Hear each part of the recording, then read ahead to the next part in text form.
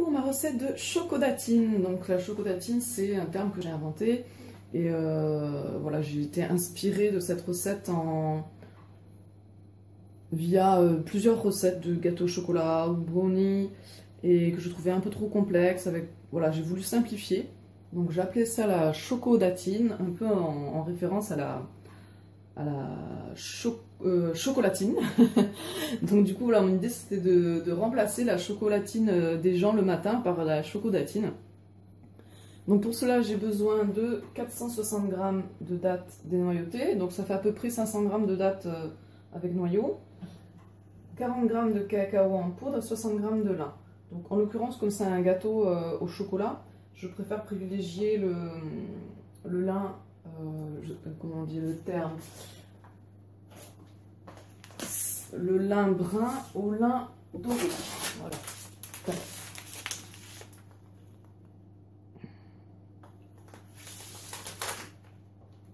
Donc le lin, il va falloir que je le réduise en poudre. Donc soit avec, vous pouvez utiliser un moulin à café, j'en avais un mais je l'ai oublié chez quelqu'un qui habite très loin, donc du coup je ne l'ai pas encore récupéré. Et sinon vous pouvez utiliser un blender ou un mixeur relativement puissant. Donc mais le souci avec le mixeur, c'est qu'il faut mettre une quantité assez grande. Donc ce qui peut être bien, c'est de mixer un paquet entier et préparer dans un bocal comme ça pour les recettes, c'est prêt. Donc là, je n'ai pas trop en stock de la poudre de lin. Parfois, j'en prépare d'avance.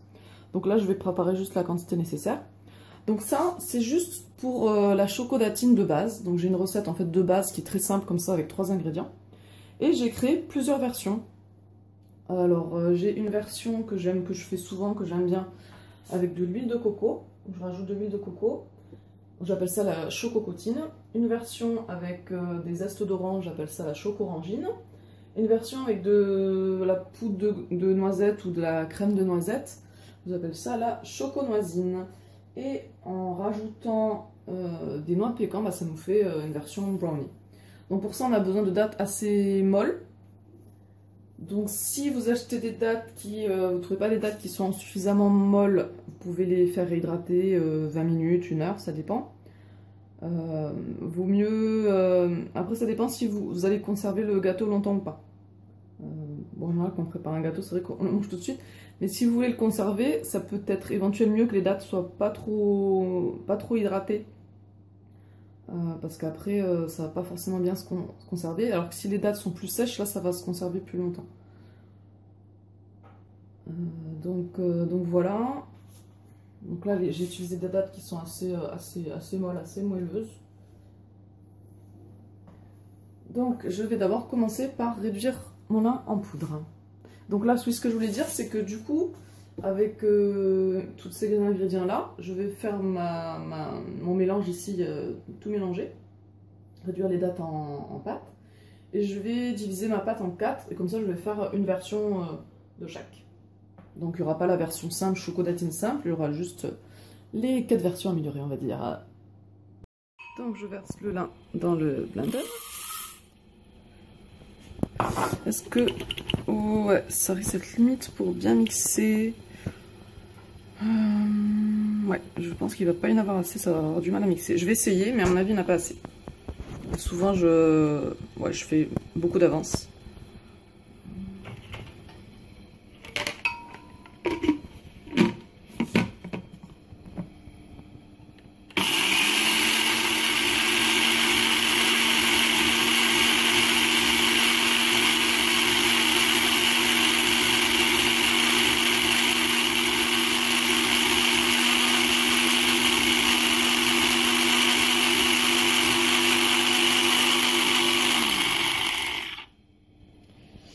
Vers la fin, il tourne un peu dans le vide.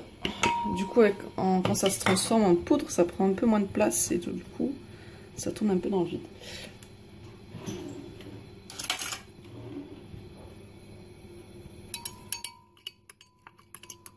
Donc, on a une poudre un peu grossière. Je vais essayer de mixer un petit peu, voir comment ça marche.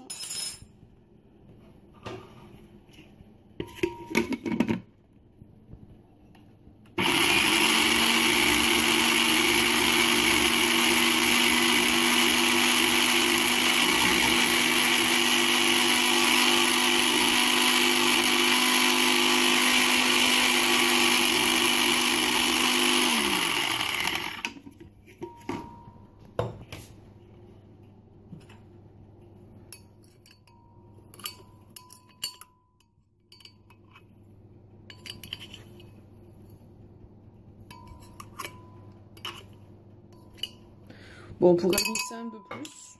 Le mieux, ça serait de faire d'avance un peu plus de poudre. Après, on pèse la poudre directement. Mais là, on peut déjà l'utiliser comme ça quand même. Voilà, donc maintenant, je vais mélanger mes deux poudres, la poudre de lin et la poudre de cacao. Donc, je fais en sorte de bien gratter au fond pour tout enlever.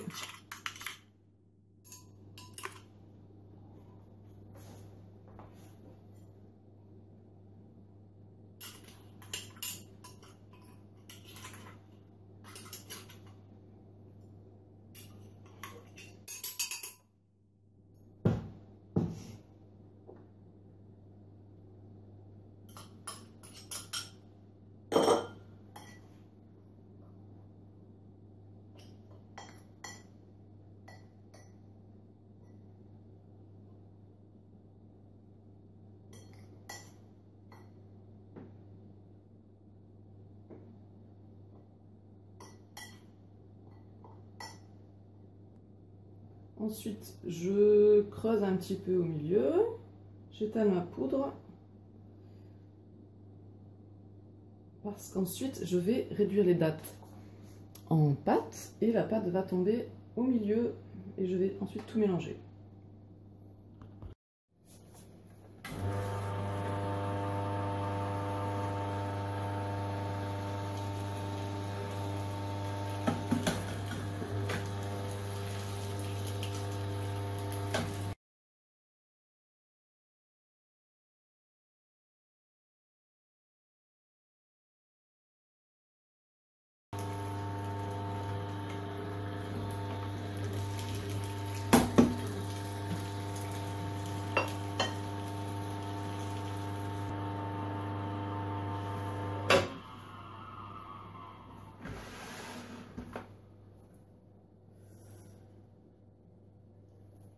Voilà, donc maintenant, là je suis en train de me coller les mains.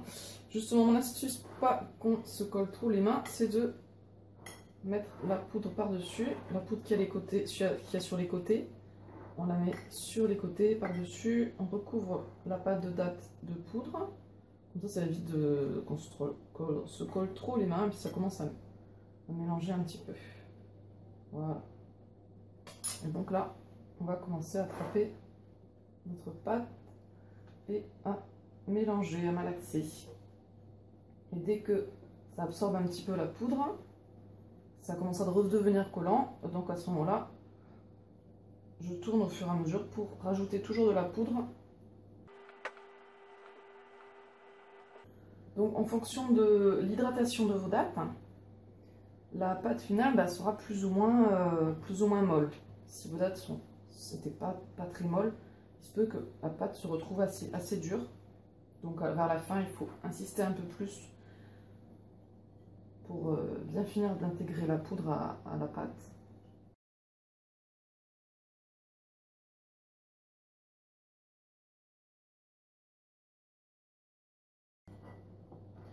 Donc maintenant, je vais diviser ma pâte en 4.